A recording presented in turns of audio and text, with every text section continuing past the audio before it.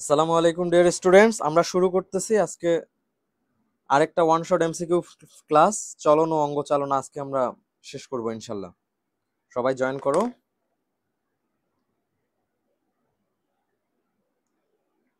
আচ্ছা, আমরা একটু সময় নেই, তারপরে শুরু করব। হ্যাঁ, ততক্ষণে সবাই জয়েন হয়ে নিক, ক্লাসটা শেয়ার করে দাও।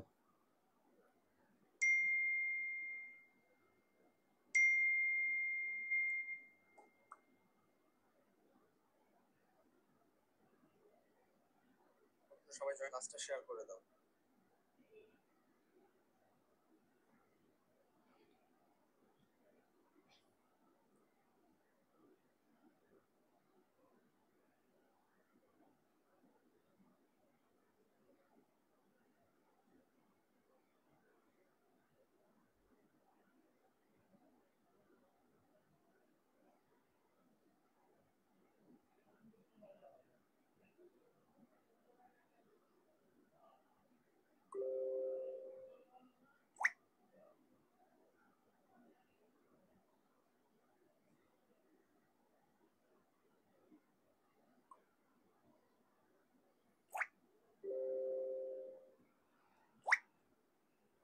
আচ্ছা, এত সাউন্ড হচ্ছে কেন?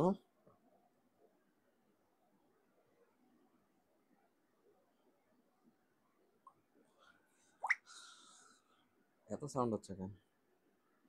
ওকে।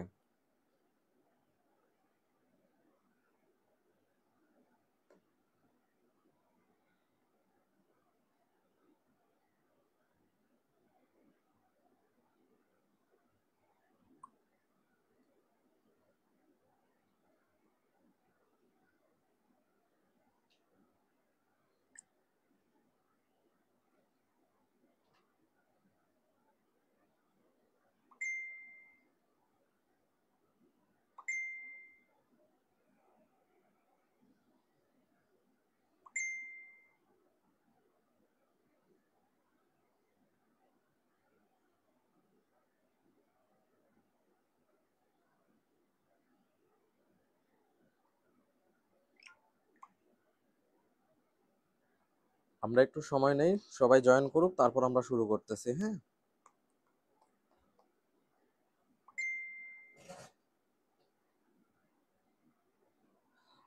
আচ্ছা।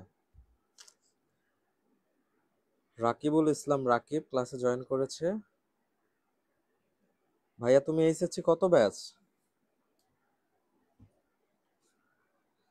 আচ্ছা, যারা জয়েন করছো তারা একটু কাইন্ডলি ক্লাসটা শেয়ার করে দাও এবং ফ্রেন্ডদের মেনশন করে দাও। হ্যাঁ, বেশ কয়েকজন জয়েন করলেই আমি ক্লাসটা শুরু করব।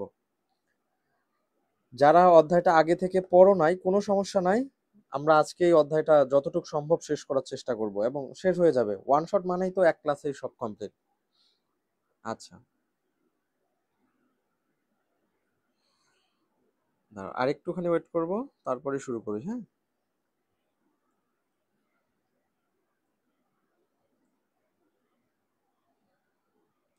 ওকে।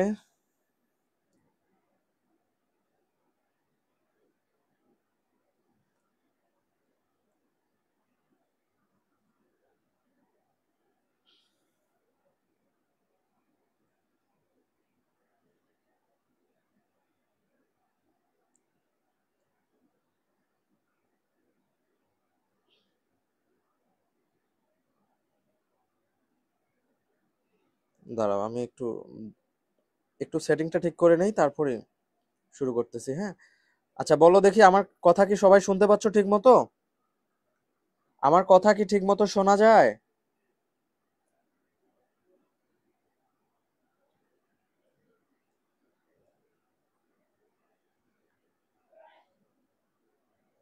একটু রেসপন্স করো।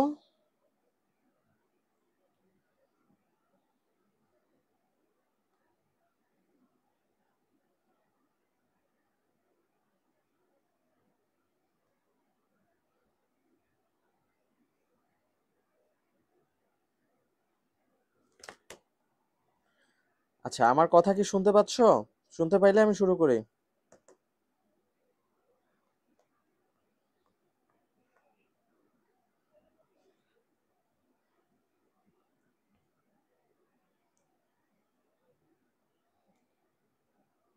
ওকে, ঠিক আছে, শুনতে পাচ্ছ সবাই? আমরা শুরু করতেছি আমাদের ওয়ান শট লাইভ ক্লাস আজকে। চলন ও অঙ্গ চালনা, ঠিক আছে নীলিমা আপু? দেখো, আমরা পড়তেছি চলন ও অঙ্গ চালনা। এখানে দেখো আমরা কিউট কঙ্কালের ছবি দিয়ে দিছি। তো চলন ও অঙ্গ চালনা, আমরা বুঝতেই পারতেছি নাম দেখে যে এই অধ্যায়টিতে কি নিয়ে কথা বলা আছে, বলো দেখি। হাড্ডি নিয়ে কথা বলা আছে, ঠিক আছে? হাড্ডি মানে কঙ্কাল নিয়ে কথা বলা আছে, ঠিক না? ওকে, তো আসো আমরা কোয়েশ্চেন গুলাতে চলে যাই। প্রথম কোয়েশ্চেন, মানব দেহে কয়টি অস্থি নিয়ে গঠিত? মানব দেহে কয়টি অস্থি নিয়ে গঠিত? মানে এই যে একটা মানুষের দেহ, এই দেহে কয়টা হাড্ডি থাকে? হ্যাঁ, 106, 206, 306 নাকি 300? মানুষের দেহে, তোমরা কি জানো এই কোয়েশ্চেনের অ্যান্সার? যারা জানো একটু কমেন্ট করো। মানুষের দেহ কয়টি হাড্ডি নিয়ে গঠিত? নীলিমা, ওয়ালাইকুম আসসালাম। মানুষের দেহ 206টি অস্থি নিয়ে গঠিত, ঠিক আছে? আমরা যদি খেয়াল করি যে মেইন বইয়ের কোথায় এই অংশটা আছে, এই যে চলন অঙ্গ চালনা, এটা মেইন বই।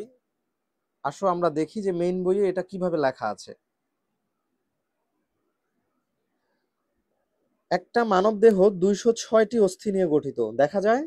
হ্যাঁ, হাবিবা আক্তার, 206টি, ভেরি গুড। হাবিবা আপু দেখো, মানবদেহ 206টি অস্থি নিয়ে গঠিত, কিন্তু যখন একটা মানব শিশু জন্মগ্রহণ করে বাচ্চা অবস্থায়, তখন তার দেহে অস্থি থাকে 300টা।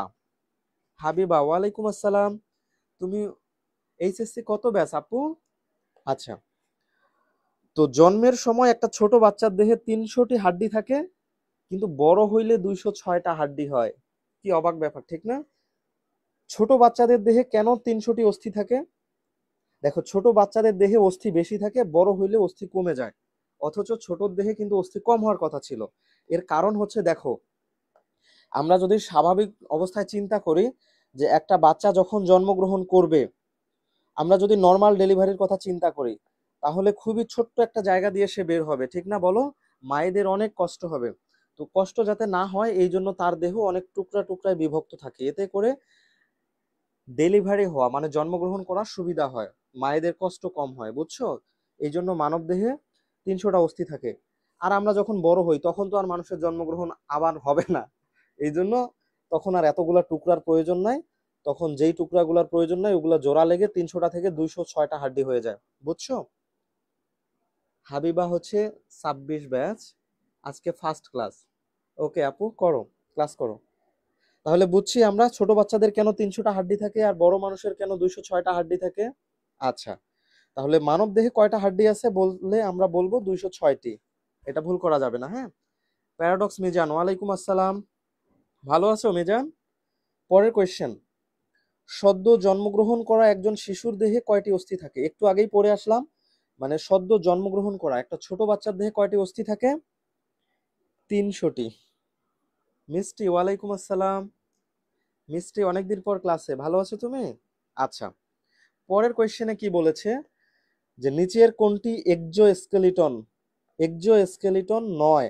এই নয় কথাগুলো একটু সুন্দর করে মনে রাখবা। এই নয় কথাটা কিন্তু অনেকের চোখ এড়ায় যায়, হ্যাঁ? আচ্ছা, নিচের কোনটি এক্সোস্কেলিটন নয়? আসো আমরা কথাটাকে ভাঙ্গাই। স্কেলিটন মানে কি? স্কেলিটন মানে কঙ্কাল, এটা আমরা জানি। স্কেলিটন মানে হচ্ছে কঙ্কাল। আর এই যে এক্সো, এক্সো কথাটার মানে হচ্ছে বাইরে। তাহলে এক্সোস্কেলিটন মানে হচ্ছে বহিঃকঙ্কাল। দুইয়ের ডি, মিষ্টি, ভেরি, হ্যাঁ দুইয়ের ডি, ঠিক আছে। ছোট বাচ্চার দেহে 300টি অস্থি থাকবে, ওকে। হ্যাঁ, আমিও ভালো আছি মিজান, আলহামদুলিল্লাহ। আচ্ছা, তাহলে এক্সো মানে বাইরে, স্কেলেটন মানে কঙ্কাল। তার মানে কোন কঙ্কালগুলো আমাদের দেহের বাইরে থাকে? কঙ্কাল মানে অবশ্যই একটা হার্ড স্ট্রাকচার হবে, একটা শক্ত জিনিস হবে।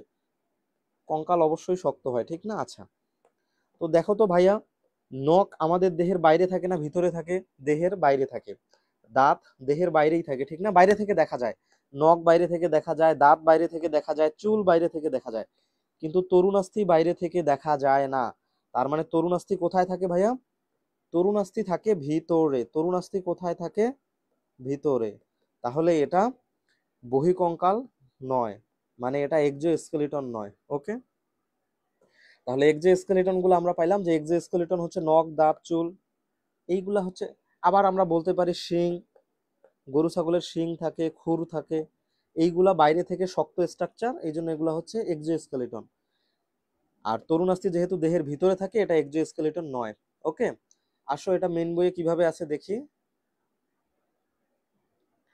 আমাদের মানব দেহের কঙ্কালটাকে আমরা 3 ভাগে ভাগ করেছি, বহিঃকঙ্কাল, অন্তকঙ্কাল, এবং এই অন্তকঙ্কালেরই একটা স্পেশাল পার্ট হচ্ছে স্প্লাঙ্কনিক কঙ্কাল। খেয়াল করো, বহিঃকঙ্কাল মানে এক্সোস্কেলিটন, বাইরে থেকে দেখা যাবে, এক্সো মানে বাইরে, বহি, আর এন্ডো কথাটার মানে হচ্ছে ভিতরে বা অন্ত, অন্তকঙ্কাল। তাহলে নর্মালি আমরা যে হাড্ডিগুলো আমাদের শরীরে থাকে সেগুলো হচ্ছে অন্তকঙ্কাল, আর যেগুলো শরীরের বাইরে থাকে মানে বাইরে থেকেই দেখা যায় সেগুলো বহিঃকঙ্কাল। বহিঃকঙ্কালের এক্সাম্পল অবশ্যই মনে রাখবা, এটা পরীক্ষা আসে, নখ, দাঁত, লোম, তারপর আরো আমি বলেছিলাম আর কি হতে পারে, শিং হতে পারে, খুর হতে পারে, ঠিক না? আচ্ছা, ওকে, পরের কোয়েশ্চেনে চলে যাই। এবার বলেছে কি, নিচের কোনটি এন্ডো স্কেলিটন নয়? এই যে নয় কথাটা দেখো, এখানেও নয় বলেছি। এন্ডো মানে কি ভাইয়া? এন্ডো মানে ভিতরে, তো ভিতরে থাকে কোনটা আসো দেখি। হিউমেরাস, হিউমেরাস একটা হাড্ডি, হিউমেরাস একটা হাড্ডি, তোমরা কি জানো এই হাড্ডিটা কোথায় থাকে? আচ্ছা, হিউমেরাস হাড্ডি এটা দেহের ভিতরে থাকে। রেডিয়াস একটা হাড্ডি, এটাও দেহের ভিতরে থাকে। হেয়ার মানে চুল, হেয়ার মানে চুল, চুল তো বাইরে থাকে, ঠিক না? আর হিপবোন, হিপবোন মানে কোমরের অস্থি, ঠিক আছে? হিউমেরাস, রেডিয়াস, হিপবোন এই তিনটাই দেহের ভিতরে থাকে। তাহলে এন্ডোস্কেলিটন নয় মানে ভিতরে থাকে না হচ্ছে হেয়ার বা চুল, এটা সঠিক অ্যান্সার। হ্যাঁ, ক্লিয়ার? 3-এর ডি। হাবিবা মিষ্টি বলেছে 3-এর ডি, ভেরি গুড। এক্সোস্কেলিটন নয় হচ্ছে তরুণাস্থি, ভেরি গুড। আচ্ছা, আর এন্ডোস্কেলিটন নয় হচ্ছে চুল। তোমরা কি হিউমেরাস আর রেডিয়াস, হিপবোন এগুলা চিনো? না চিনলে সমস্যা নাই, আমি চিনাই দিচ্ছি। হিউমেরাস কি, রেডিয়াস কি, হিপবোন কি? 4-এর ছি, হ্যাঁ, ভেরি গুড মিষ্টি। আসো আমরা হিউমেরাস শিখবো, রেডিয়াস শিখবো, হিপবোন শিখবো। এই যে আমাদের একটা মিস্টার কঙ্কাল চলে আসছে, হ্যাঁ, এই কঙ্কালের এই অংশটাকে বলা হচ্ছে হিউমেরাস, এই অংশটাকে বলা হচ্ছে হিউমেরাস। যদি আমরা 3D ভাবে দেখি যে হিউমেরাস দেখতে কেমন, আসো আমরা তাকাই। 1 সেকেন্ড, একটু সময় দাও আমাকে, লোডিং হচ্ছে। এই যে এই হচ্ছে আমাদের একটা কঙ্কাল, এই কঙ্কালে এই হাড্ডিটার কথা দেখতে পাচ্ছ? এই হাড্ডিটা যদি আমরা আলাদা করে ফেলি তাহলে এটা দেখতে এরকম। এইটার নাম হচ্ছে হিউমেরাস, ক্লিয়ার? হিউমেরাস কোনটা হাড্ডি? এই অংশটার নাম হিউমেরাস, এই যে লাইট জ্বলতেছে যেটাতে, হিউমেরাস। ওকে ভাইয়া, দেখো আমার ক্লাস করার জন্য তোমার আগে থেকে কোনো কিছু পড়ে আসা লাগবে না, তুমি ক্লাসে মনোযোগ দাও, অনেক কিছু শিখবা। তাহলে হিউমেরাস কি তৈরি করে ভাইয়া? আমরা শিখলাম যে হিউমেরাস কি তৈরি করে, হিউমেরাস হাত তৈরি করে। ওকে, রেডিয়াস, এখন আমরা শিখবো যে রেডিয়াস কোনটা। ওকে, আসো রেডিয়াস দেখি। এই যে রেডিয়াস, রেডিয়াস হচ্ছে এইটা, দেখতে পাচ্ছ? আমরা একটু জুম করব, এই যে যেটা লাইট হচ্ছে ফ্লিকারিং করতেছে এটা হচ্ছে রেডিয়াস, বোঝা যায়? এই যে এইটা হচ্ছে রেডিয়াস। ওকে,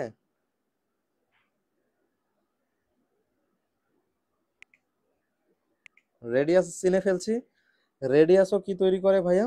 রেডিয়াসও হাত তৈরি করে। হাবিবা বলছে ক্লিয়ার। আসলে আমরা আবার দেখি যে হিপ বোন জিনিসটা কি, হোয়াট ইজ হিপ বোন? হিপ বোন মানে কোমরের অস্থি, নিতম্বের অস্থি। আসো হিপ বোনে যাই। এই যে তার কোমর যদি আমরা একটু জুম করে দেখি, এই যে এই অংশটাকে বলা হচ্ছে হিপ বোন, আলাদা করলে এরকম দেখায়, দেখতেছো?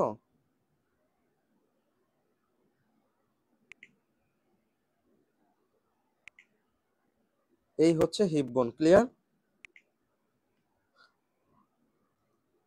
তুমি যখন একটা কোয়েশ্চেন পড়বা তখন অবশ্যই কোয়েশ্চেনের 4টা অপশন সম্পর্কে তোমার ক্লিয়ার ধারণা থাকা লাগবে। এতে করে হবে কি, তুমি যখন মেডিকেল ভর্তি পরীক্ষা দিবা বা তুমি যখন ভার্সিটি ভর্তি পরীক্ষা দিবা, তখন তুমি সব পরীক্ষাতেই ভালো একটা রেজাল্ট করবা, ভালো জায়গায় চান্স হবে। বাংলাদেশের টপ রেজাল্ট করার সূত্র একটাই, সেটা কি? Clear concept. তোমার একটা ক্লিয়ার কনসেপ্ট থাকতে হবে যে তোমার বইয়ে আর কতগুলো জিনিস আছে, অল্প কিছু জিনিস আছে, খুব বেশি জিনিস তো নাই। এই বইগুলোকে খায়া ফেলতেও না, বইগুলোকে হজম করে ফেলো। চান্স হবে না, এ প্লাস হবে না, এমন কোনো কথা আছে? তাহলে হিউমেরাস, রেডিয়াস, হিপবোন, হেয়ার সবগুলো সম্পর্কে আমাদের ধারণা হয়ে গেল। এন্ডোস্কেলিটন কি, এক্সোস্কেলিটন কি, ক্লিয়ার না? হ্যাঁ, হাবিবা মিলন রায় বলেছে গ। শোনো মিলন ভাইয়া, ধরো এই যে তুমি 4-এর গ লিখলা, ঠিক না? এই 4-এর গ এভাবে দিবা বা 4-এর সি এভাবে লিখবা, তাহলে আমি বুঝবো কোন কোশ্চেনের অ্যান্সার করছো, ঠিক আছে? আচ্ছা, মিলন, হাবিবা, মিষ্টি, ভেরি গুড, ভালো অ্যান্সার করছো। আসো পরের কোশ্চেনে আসি। নিচের কোনটি অক্ষীয় কঙ্কালতন্ত্রের অংশ নয়? অক্ষীয় কঙ্কালতন্ত্রের অংশ নয়, তাহলে আমাদের জানতে হবে অক্ষীয় কঙ্কালতন্ত্র কি। কঙ্কালতন্ত্র কি সেগুলো তো আমরা জানি, যেই হাড্ডি নিয়ে আমাদের শরীর গঠিত, এগুলোকে আমরা কঙ্কালতন্ত্র বলতেছি। তো আচ্ছা, কি বলেছে এখানে যে অক্ষীয় কঙ্কালতন্ত্রের অংশ নয় কোনটি? আগে আমাদের জানতে হবে যে এই যে কঙ্কালতন্ত্র কয় প্রকার। কঙ্কালতন্ত্র 2 প্রকার। এক নম্বরে হচ্ছে অক্ষীয়,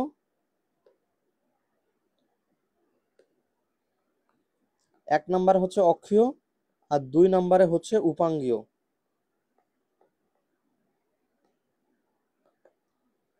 কঙ্কালতন্ত্র কয় ধরনের বলো? কঙ্কালতন্ত্র 2 ধরনের, অক্ষীয় কঙ্কাল, উপাঙ্গীয় কঙ্কাল। তো আসো আমরা দেখি যে অক্ষীয় কঙ্কাল কি আর উপাঙ্গীয় কঙ্কাল কি। আমরা যদি এই কঙ্কালটার দিকে একটু লক্ষ্য করি, তাহলে আমরা খেয়াল করে দেখব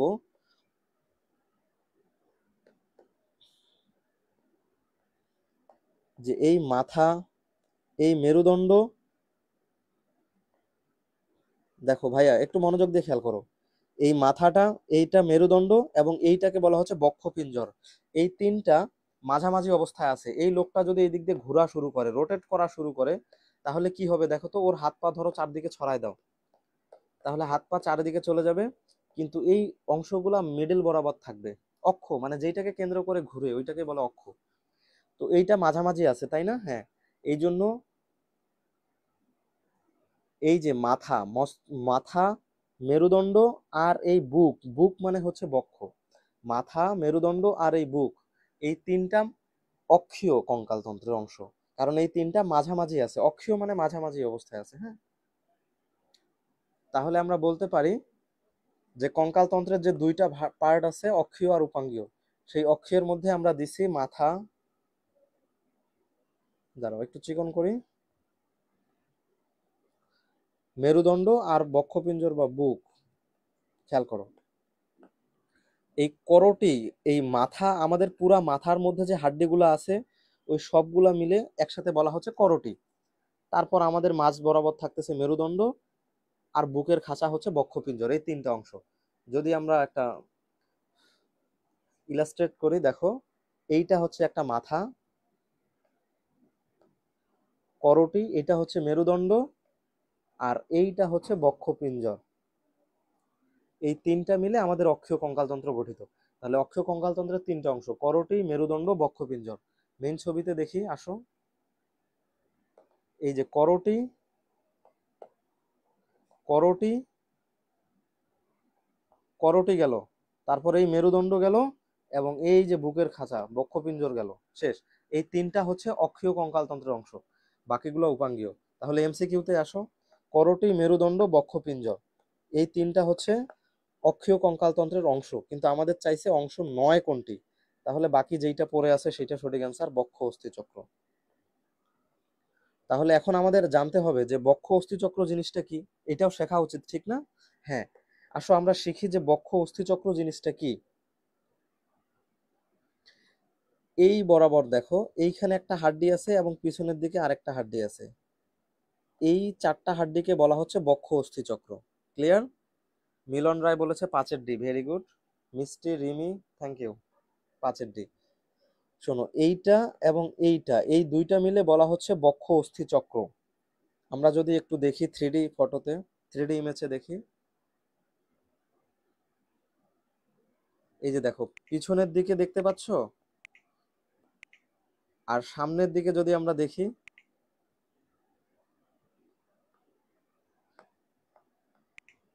দেখতেছো এইটাকে বলা হয় ক্লাভিকল। তাহলে ক্লাভিকল আছে দুই পাশে, এই যে একটা ক্লাভিকল, এই পাশে একটা ক্লাভিকল, দুইটা ক্লাভিকল, এই পাশে একটা স্ক্যাপুলা, এই পাশে একটা স্ক্যাপুলা।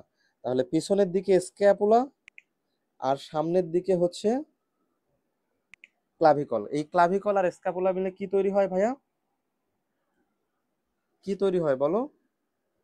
ক্লাভিকল আর স্ক্যাপুলা মিলে তৈরি হয় বক্ষ অস্থি চক্র। ঠিক আছে,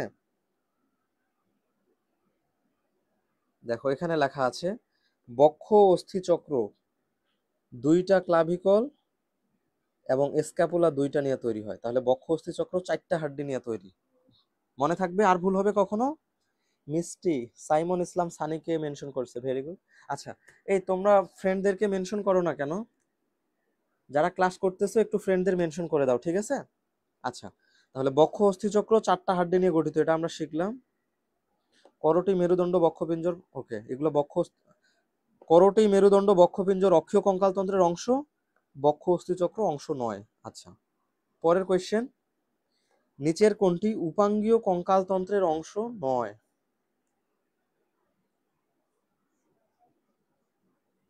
নীলিমা একটা কোয়েশ্চেন করছে যে ভাইয়া, একটা মানব শিশুর জন্মের সময় প্রায় 300 হাড় থাকে, আর প্রাপ্তবয়স্ক, আচ্ছা এটার জন্য আমাদের একজন প্রেগনেন্ট মাদারকে দরকার।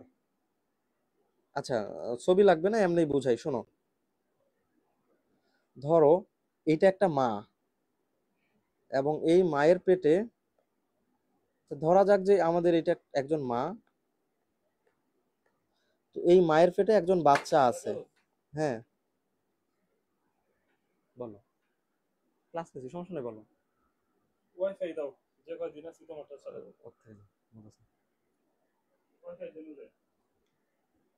শোনো, এই যে এই বেবিটা কি হবে ভাইয়া? এই বেবিটা প্রসব করবে, ঠিক না বলো? তো চিন্তা করো, এই মায়ের শরীর থেকে এই ছোট বাচ্চাটা যখন প্রসব করবে, তখন মায়ের কতটা কষ্ট হবে আমরা যদি নর্মাল ডেলিভারির কথা চিন্তা করি। এই জন্য তার দেহগুলাকে আল্লাহ ছোট ছোট অনেকগুলো টুকরায় ভাগ করছে। কয়টা টুকরায় ভাগ করছে বলো? 300টা টুকরায় ভাগ করছে, যাতে করে বের হওয়ার সময় মায়ের কষ্ট না হয়। ছোট ছোট টুকরা, আঁকা বাঁকা হইলেও সমস্যা নাই, বুঝছো? বের হওয়ার সময় একটু আঁকা বাঁকা করলেও সমস্যা নাই, মায়ের জন্ম দেওয়ার সময় কষ্ট কম হবে। নীলিমা আপু, বুঝছো? এরপর যখন আমরা বড় হয়ে যাই, যখন এই ছোট বাচ্চা, এই ছোট বাচ্চাটাই যখন বড় হয়ে যায়, তখন ওর হাড্ডিগুলা জোড়া লেগে 300 জায়গায় 206টা হাড্ডি হয়ে যায়। তুমি কি বুঝছো না আরো ক্লিয়ার করে বলবো?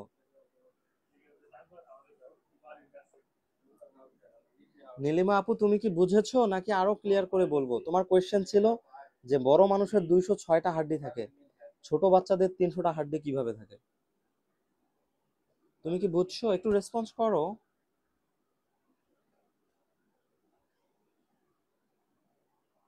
এই ছবি দিয়েই বুঝো? আচ্ছা,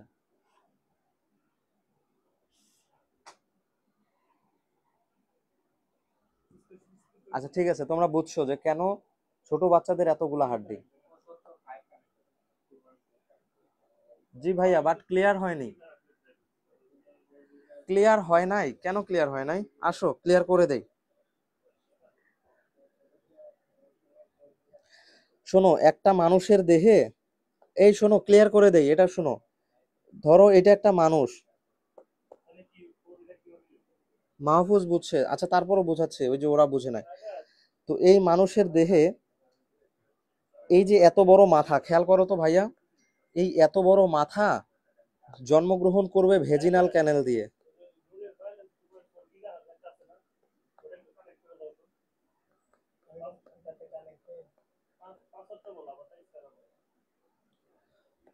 ভেজিনাল ক্যানেলের বাংলা নাম হচ্ছে যোনিপথ।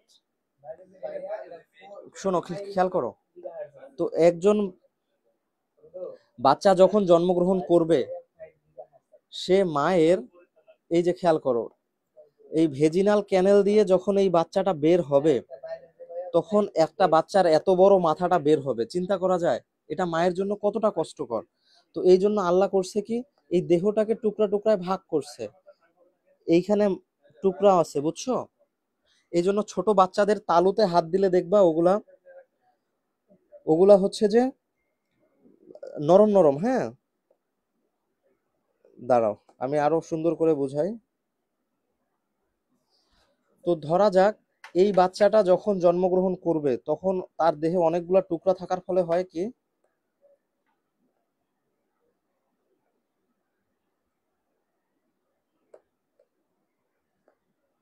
আচ্ছা এটা হচ্ছে না, দাঁড়াও আমি বুঝাচ্ছি।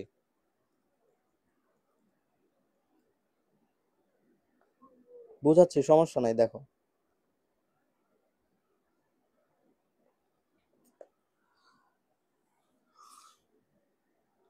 এটা ধরো একটা বাচ্চা, হ্যাঁ। তো এই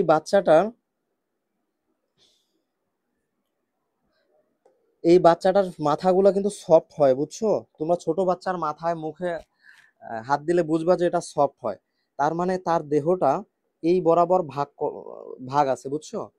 তো আল্লাহ করে কি, যখন জন্মগ্রহণ করে একটা বাচ্চা তখন তার দেহটাকে এভাবে কমায় নেওয়া যায়, তার মাথাটা কমানো যায় বুঝছো। আগে ছিল কেমন, আগে ছিল এরকম, পরবর্তীতে এরকম হয়ে গেল। তার মানে এখন সে একটু চিকন হয়ে গেল, ঠিক না? হ্যাঁ, তার দেহে 300টা টুকরা থাকার জন্য এই তার দেহটা এভাবে চিকন হতে পারে, মানে ওই মাথাটা ছোট হয়ে যায় বুঝছো। এর ফলে এই ছোট্ট একটা ভেজিনাল ক্যানেল দিয়েও, ছোট্ট একটা যোনিপথ দিয়েও এই বাচ্চাটার প্রসব সম্ভব হয় এবং মায়েদের কষ্ট কম হয়। এরপর যখন সে দুনিয়ায় চলে আসে তখন আবার তার দেহের আকার স্বাভাবিক হয়ে যায়। এই যে এরকম স্বাভাবিক হয়ে যায়। হ্যাঁ, ক্লিয়ার বুঝছো? এইবার কি বুঝছো যে কেন ছোট বাচ্চাদের দেহে 300টা হাড্ডি লাগে?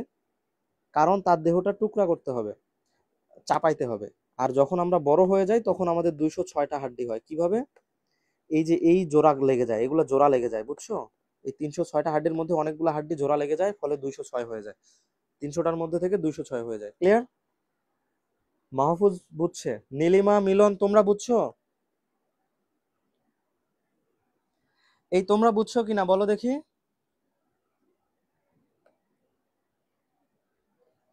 উপাঙ্গীয় কঙ্কালতন্ত্রের অংশ নয়, এটাতে আমরা চলে আসি।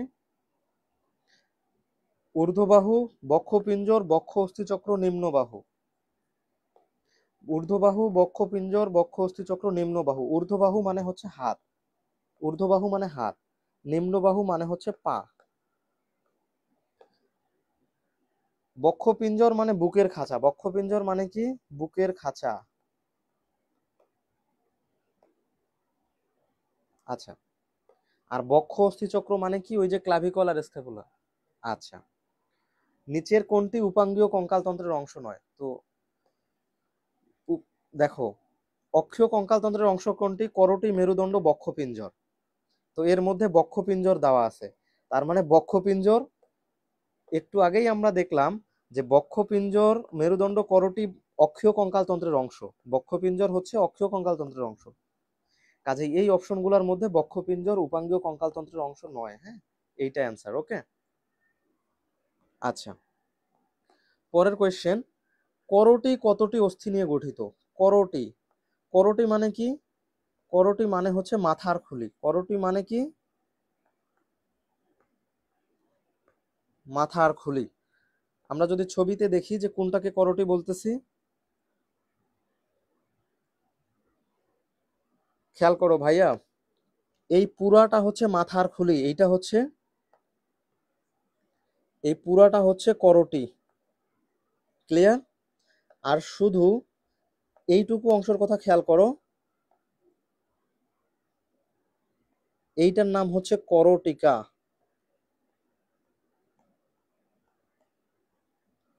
করোটিকা কি করে ভাইয়া? করোটিকা ব্রেইনকে প্রোটেক্ট করে, মানে করোটিকা কি করে, ব্রেইনের হাড্ডি, ব্রেইনের, এই যে এইটা আমাদের ব্রেইন না, তো এই ব্রেইনের উপরে যে হাড্ডিগুলা থাকে এই সবগুলা মিলে করোটি, সবগুলা মিলে কি ভাইয়া বলো? করোটি। আর এই মুখ টুক সব কিছু এই পুরাটা মিলে হচ্ছে, সরি ভুল বললাম, এই ব্রেইনের হাড্ডিগুলোকে বলা হচ্ছে করটিকা, আর এই পুরাটাকে আমরা বলতেছি করটি। পুরাটা হচ্ছে করটি, মনে রাখবা। করটি শব্দটা করটিকার থেকে ছোট, ছোট হওয়ার পরও এটা সব থেকে বড়। আর এই যে এতটুক হচ্ছে করটিকা। 7-এর বি, 8 বলেছো তোমরা। করটি কতটি অস্থি নিয়ে গঠিত? করটি হচ্ছে 29টি অস্থি নিয়ে গঠিত। আসো মেইন বইয়ে যদি আমরা যাই, যে করটি কতটি অস্থি নিয়ে গঠিত, এখানে লেখা আছে করটি 29টি অস্থি নিয়ে গঠিত। এটা পরীক্ষায় অনেকবার আসছে, এটা ভুল করা যাবে না, হ্যাঁ। করটি 29টি অস্থি নিয়ে গঠিত, দেখতে পাচ্ছ? করটি কয়টা অস্থি নিয়ে গঠিত? 29টি। আর করটিকা মাত্র 8টা অস্থি নিয়ে গঠিত। করটিকা 8টা, করটিকা 8টা, করটি 29টি। তাহলে করটি হচ্ছে 29টি, আর এই করটিকা হচ্ছে 8টা। ওকে, পরের কোয়েশ্চেন। করটিকা, এই এতটুকু অংশকে বলা হচ্ছে করটিকা, মানে এখানকার সবগুলো হাড্ডিকে আমরা একসাথে বলতেছি করটিকা। তাহলে করটিকা কতটি অস্থি নিয়ে গঠিত? একটু আগেই বললাম 8টি। পরের কোয়েশ্চেন, কর্ণাস্থি কয়টি অস্থি নিয়ে গঠিত? এই যে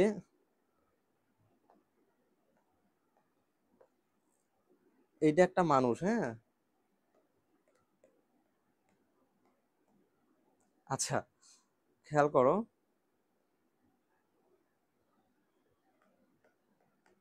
তো এই মানুষটার ক্ষেত্রে এই যে কান আছে না, তোমার কানে একটু হাত দিয়ে দেখো তো, কান তো নরম, কান হচ্ছে নরম, তো কানের মধ্যে তাহলে তো অস্থি থাকে না, কানের মধ্যে কি থাকে?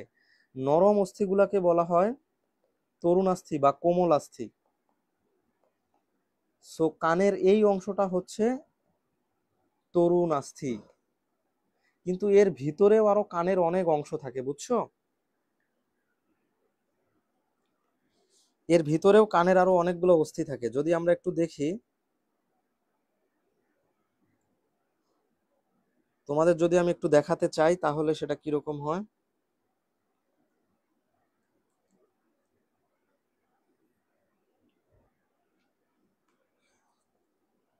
আসো আমরা একটু দেখি যে কানের ভিতরে কোথায় হাড্ডি থাকে।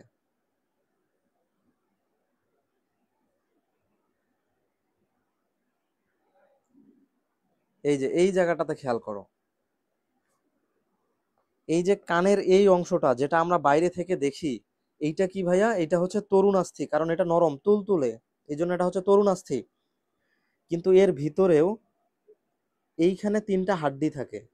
এই যে একটা হাড্ডি, 2টা হাড্ডি, 3টা হাড্ডি, সব থেকে ছোট ছোট 3টা হাড্ডি থাকে, 1 2 3, দেখতে পাচ্ছ? কানের ভিতরেও 3টা হাড্ডি থাকে, একটা, 2টা, 3টা। তাহলে একটা কানে যদি 3টা করে হাড্ডি থাকে, 2টা কানে কয়টা হাড্ডি থাকবে? 3 3 6টা। তাহলে কর্ণাস্থি কয়টা অস্থি নিয়ে গঠিত বলো দেখি? 6টা। ক্লিয়ার? এই 3টা হাড্ডির আবার সুন্দর নাম আছে, দেখো এখানে বলছে নিচের কোনটি কর্ণাস্থি নয়। তাহলে কানের অস্থিগুলার নাম আগে আমাদের জানতে হবে। কানের অস্থিগুলার নাম কি? আসো আমরা দেখি। ম্যালিয়াস, ইনকাস, স্টেপিস, এগুলা হচ্ছে কানের অস্থি। তাহলে কানের অস্থি নয় হচ্ছে স্টেপেডিয়াস, এটা কানের অস্থি না। ঠিক আছে? হাবিবা আক্তার 7-এর বি। আচ্ছা, ওকে। এইবার এখানে বলেছে দেখো, মেরুদণ্ড কি নিয়ে গঠিত? 9D, very good Habiba. মেরুদণ্ড কি নিয়ে গঠিত? কশেরুকা নাকি পরশুকা? খেয়াল করো, আমরা যদি মেরুদণ্ডের দিকে তাকাই, আসো মেরুদণ্ড দেখি।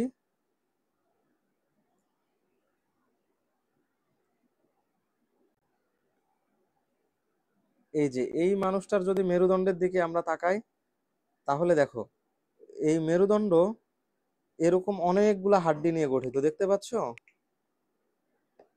ওই সিঙ্গেল একটা হাড্ডিকে নিয়ে আসলে এরকম দেখা যায়। এই জিনিসটার নাম হচ্ছে,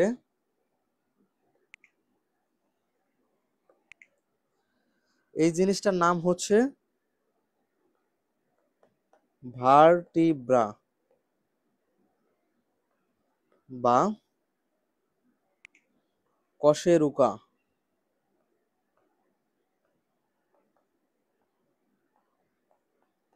ক্লিয়ার? ভাইয়া মনে থাকবে ভার্টিব্রা বা কশেরুকা কি?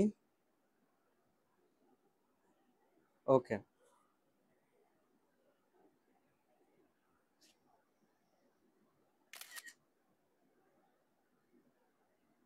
আচ্ছা, তাহলে ভার্টিব্রা বা কশেরুকা কি আমরা শিখলাম। এবার আমরা শিখবো পরশুকা কি। আমরা যদি মানুষটার কঙ্কালের দিকে তাকাই, তাহলে দেখো ওর বুকের খাঁচা এইগুলা দিয়ে তৈরি, এরকম বাতার মতো কিছু জিনিস দিয়ে তৈরি। এটাকে যদি সিঙ্গেল আলাদা করি, তাহলে এইটা দেখতে পাচ্ছি, রাইট? এই জিনিসটাকে বলা হয় পরশুকা। কি বলা হয় ভাইয়া? পরশুকা বা রিফ। মনে থাকবে? আচ্ছা, এই তোমরা কি বুঝছো পরশুকা কি আর কশেরুকা কি?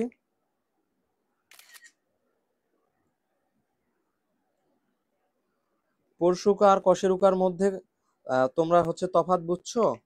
তাহলে বলো যে আমাদের কোয়েশ্চেনে ছিল যে মেরুদণ্ড কি নিয়ে গঠিত, এই অংশগুলা দিয়ে গঠিত।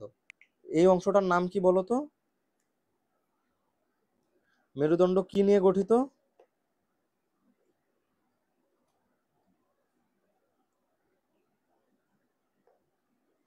মেরুদণ্ড কি নিয়ে গঠিত, কশেরুকা নাকি পরশুকা?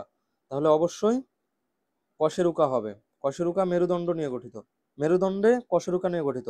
আর পরশুকা কি গঠন করে ভাইয়া? বক্ষপিঞ্জর। 11-1, ওকে। পরের কোয়েশ্চেন, বক্ষপিঞ্জর কি নিয়ে গঠিত? একটু আগেই পড়লাম পরশুকা, ঠিক আছে। আচ্ছা, কশেরুকা। এবার বলেছে মেরুদণ্ড কতটি অস্থি নিয়ে গঠিত। ওই যে আমরা যে দেখলাম যে পরশুকা কশেরুকা, হ্যাঁ, মেরুদণ্ড কশেরুকা নিয়ে গঠিত। কয়টা কশেরুকা নিয়ে গঠিত? 26টা, 25টা, 29টা নাকি 8টা? এটা মেইন বইয়ে যদি তাকাই, মেরুদণ্ড কয়টা অস্থি নিয়ে গঠিত ভাইয়া? 26টা অস্থি নিয়ে গঠিত। কয়টা? 26টা। মনে থাকবে? মেরুদণ্ড কয়টা অস্থি নিয়ে গঠিত? 26। ওকে। পরের কোয়েশ্চেন, বক্ষপিঞ্জর কতটি অস্থি নিয়ে গঠিত? 25, 26, 29, 8। আমরা একটু আগে দেখলাম যে 26টা হচ্ছে বক্ষপিঞ্জর। আচ্ছা, বক্ষপিঞ্জরের পরে, আচ্ছা, মেরুদণ্ড হচ্ছে 26টা, এটা আমরা একটু আগে দেখছি। তাহলে বক্ষপিঞ্জর কয়টা নিয়ে গঠিত, 26টা নাকি 25টা?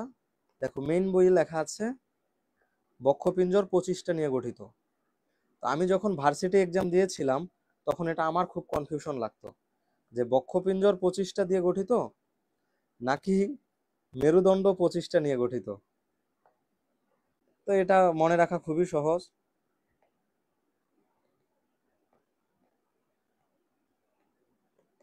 পিঞ্জর 25 মনে রাখবো এভাবে।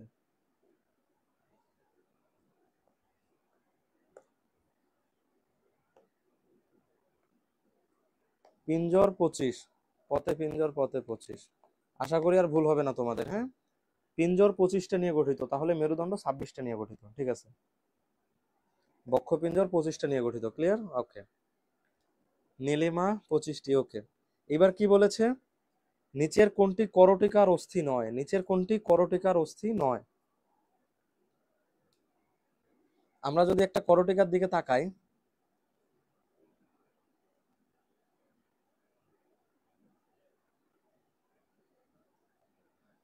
এই যে এখানে খেয়াল করো, এতটুক হচ্ছে করটিকা আর পুরাটা হচ্ছে করটি। ওকে। তো এই যে এখানে যে কপাল তৈরি করছে যেই হাড্ডিটা, ওই হাড্ডির নাম দেওয়া হয়েছে ফ্রন্টাল। কি নাম দেওয়া হয়েছে ভাইয়া? ফ্রন্টাল। ফ্রন্ট মানে কি বলো তো?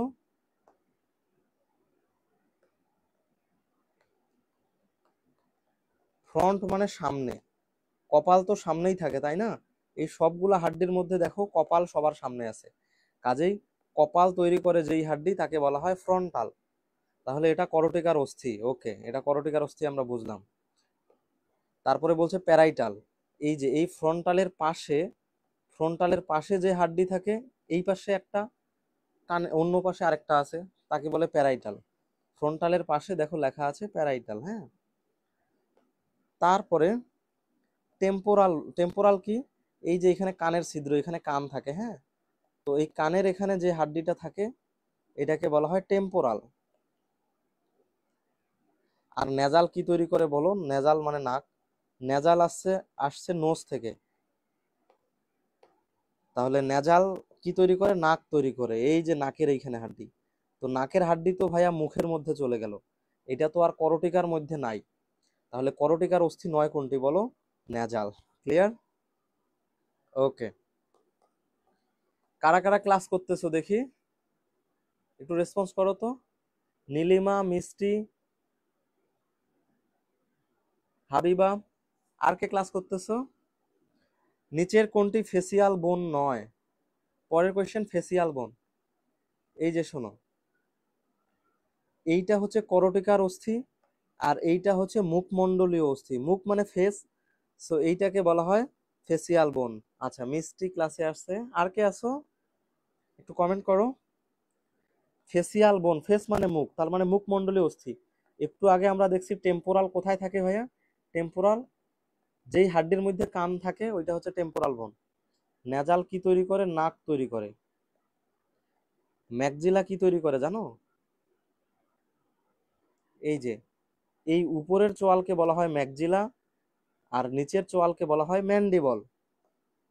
তাহলে ম্যাকজিলা মানে উপরের চোয়াল, ম্যান্ডিবল মানে নিচের চোয়াল।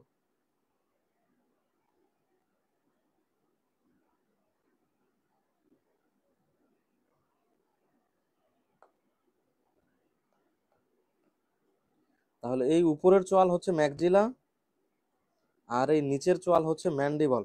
তাহলে এখন বলো তো, ফেসিয়াল বোন, ফেসিয়াল বোন মানে এই যে ফেসের মধ্যে কি কি আছে? ফেসের মধ্যে ম্যান্ডিবল আছে, ফেসের মধ্যে ম্যাকজিলা আছে, ফেসের মধ্যে নেজাল বোন আছে, নাক আছে, আর টেম্পোরাল আছে কান, এটা তো মাথার মধ্যে। এটা এটা এই টেম্পোরাল হচ্ছে ফেসিয়াল বোন না, টেম্পোরাল ফেসিয়াল বোন না, এটা কি বোন বলো তো? এটা হচ্ছে করটিকা, করটিকার অস্থি, করটিকার বোন, হ্যাঁ ঠিক আছে। ঘ, 16 এ, নীলিমা, আচ্ছা 15 ঘ, নীলিমা ঠিক আছে। আর ফেসিয়াল বোন হচ্ছে, ফেসিয়াল বোন নয় হচ্ছে টেম্পোরাল, ওকে। 16 এ পরের কোয়েশ্চেন বলছে ম্যাকজিলা কি? ম্যাকজিলা কি দেখো, ম্যাকজিলা উপরের চোয়াল গঠন করে, তো ম্যাকজিলা উপরের চোয়াল গঠন করে, এটা ফেসের মধ্যে আছে, ফেসিয়াল বোন। ফেসিয়াল বোন মানে মুখমণ্ডলীয় অস্থি, শেষ। পরের কোয়েশ্চেন, শিশুদের অস্থিগুলা কি কম্প্যাক্ট বোন নাকি স্পঞ্জি বোন? এই বোন মানে অস্থি, এই বোন মানে আবার ভাই বোন না, হ্যাঁ। আচ্ছা, বোন মানে অস্থি, কম্প্যাক্ট বোন, স্পঞ্জি বোন। কম্প্যাক্ট বোন মানে হচ্ছে নিরেট অস্থি। নিরেট কথাটার মানে হচ্ছে শক্ত, স্পঞ্জি কথাটার মানে হচ্ছে নরম, হ্যাঁ, স্পঞ্জ তো নরমই হবে তাই না? এখন আমাকে বলো তো, শিশুদের হাড্ডিগুলা, এই শিশুদের হাড্ডি কম্প্যাক্ট বোন হবে না স্পঞ্জি বোন হবে? সেটা অবশ্যই স্পঞ্জি বোন হবে, ঠিক না? ছোট বাচ্চাদের হাড্ডি তো নরম হয়। আচ্ছা, পরের কোয়েশ্চেন, স্পঞ্জি অস্থির একক কি? স্পঞ্জি মানে ছোট বাচ্চাদের যে অস্থি আছে সেই অস্থির একক কি? ট্রাবেকুলি, ক্যানালিকুলি, হাবারশিয়ান তন্ত্র নাকি ল্যাকুনা? এটার সঠিক অ্যান্সার হচ্ছে ট্রাবেকুলা বা ট্রাবেকুলি। এটা মেইন বইয়ে যদি আমরা একটু দেখতে চাই যে কোথায় আছে, আসো তোমাদের মেইন বইয়ে দেখায় দেই।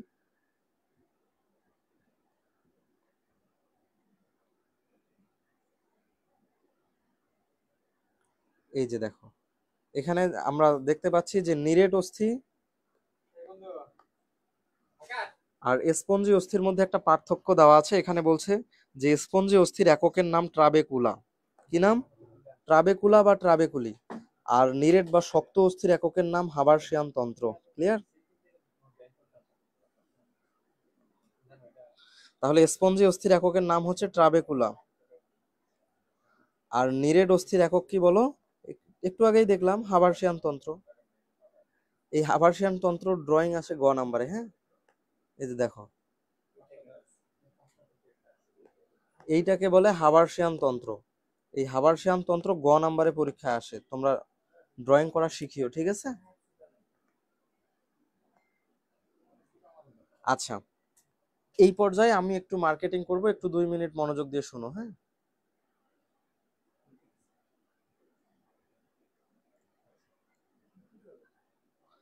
2টা মিনিট সময় চেয়ে নিচ্ছি ক্লাসের ফাঁকে একটু কথা বলার জন্য, হ্যাঁ?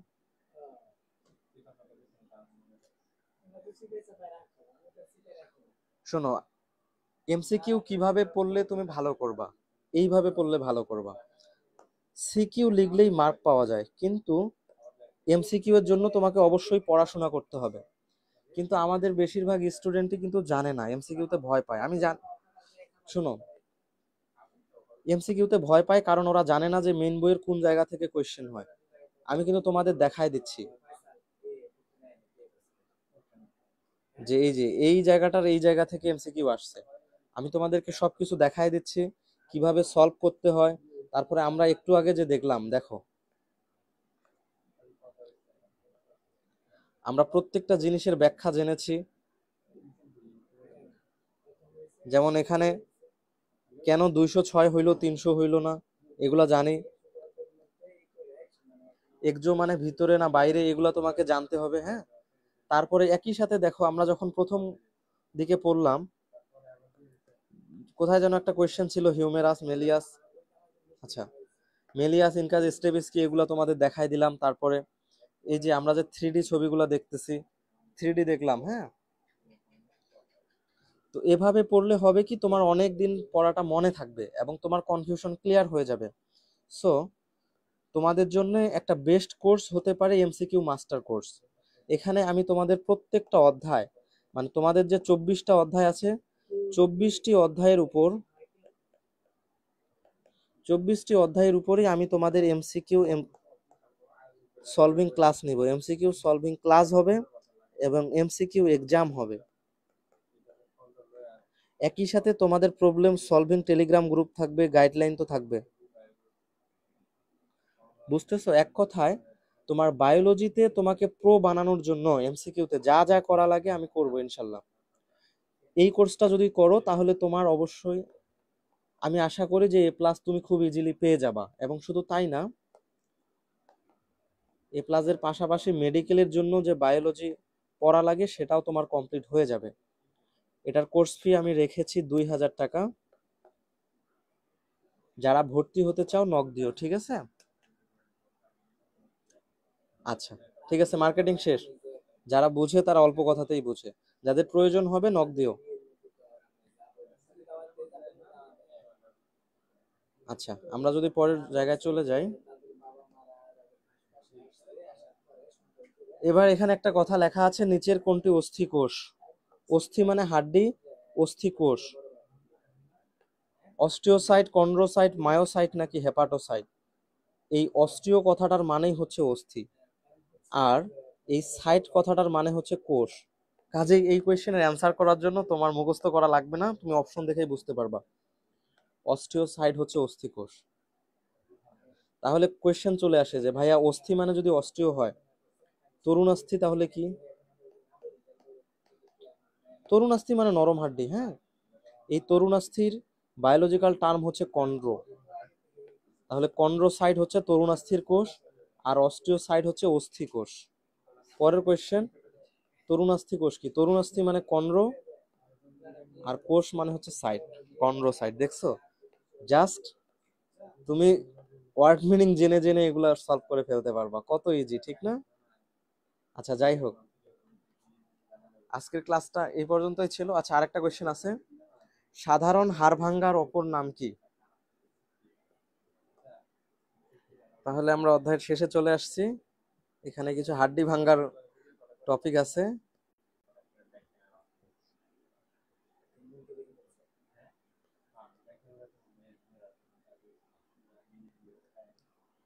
এই যে এইখানে খেয়াল করো, ধরো এই মানুষটার এই হাড্ডিটা ভেঙে গেছে এই জায়গায়, তো ভেঙে গিয়ে এটা বাইরে বের হয় নাই, নর্মাল হাত ভাঙছে, এটাকে বলে সাধারণ হাড় ভাঙ্গা। সাধারণ হাড় ভাঙ্গাতে হাড্ডি ভিতরে থাকে, মানে হাড্ডি বদ্ধ থাকে, মুক্ত হয় না। আর যদি হাড্ডি মুক্ত হয়ে যাইতো, মানে হাড্ডি যদি বাইরে বের হয়ে আসতো, দেখো এই মানুষটার ক্ষেত্রে হাড্ডিটা ভাঙছে এবং মাংস ভেদ করে বাইরে চলে আসছে, এটার নাম হচ্ছে যৌগিক অস্থিভঙ্গ। তাহলে সাধারণ হাড় ভাঙার অপর নাম হচ্ছে উন্মুক্ত অস্থিভঙ্গ নাকি বদ্ধ অস্থিভঙ্গ, বলো তো? বদ্ধ অস্থিভঙ্গ, কারণ বদ্ধ মানে ভিতরে, সাধারণ হাড় ভাঙার ক্ষেত্রে হাড্ডিগুলা বদ্ধ বা ভিতরে থাকে। সাধারণ হাড় ভাঙার ক্ষেত্রে হাড্ডিগুলো এই যে ভিতরে থাকে। বুঝছো কিভাবে কোয়েশ্চেন হয়? আর তোমাদের ক্লাস কেমন লাগলো একটু রিভিউ দিও, ঠিক আছে? তোমরা কেউ ফ্রেন্ডদের বলো না ক্লাস করার জন্য, আমার মনটা খারাপ হয়ে যায়। এমন স্টুডেন্টদের ক্লাস নেই, ফ্রিতে ক্লাস নিচ্ছি, তাও তোমরা হচ্ছে ফ্রেন্ডদের জানাও না, কেন জানাও না? যাই হোক, শনিবার শুক্রবার, হ্যাঁ, তোমরা চাইলে শুক্রবারও ক্লাস করব, তোমাদের ফ্রি লাইভ ক্লাস নিব যদি তোমরা রাজি হও। মানে তোমরা যদি অনেকজন ক্লাস করো আর কি, আমাকে জানাও যে তোমরা ক্লাস করবা কিনা। ঠিক আছে, সবাই ভালো থাকো, আজকে এই পর্যন্তই, আল্লাহ হাফেজ, টাটা।